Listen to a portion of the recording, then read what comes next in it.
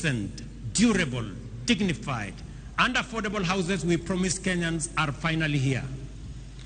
Since September this year, 1,200 affordable housing units have been completed. Additionally, the State Department of Housing has advertised 4,888 units available for sale to the public through the Boma Yangu platform as we talk. Our goal to increase the number of mortgages from 30,000 to 1 million has now shifted gear.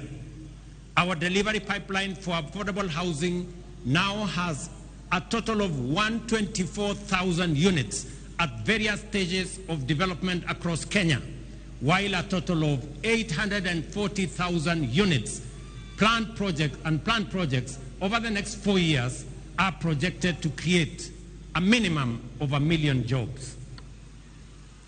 Ladies and gentlemen, despite the multiple challenges and crises we have had to grapple with, we have succeeded in keeping our commitments, taking steady steps towards our aspirations, and moving our nation closer to its destiny.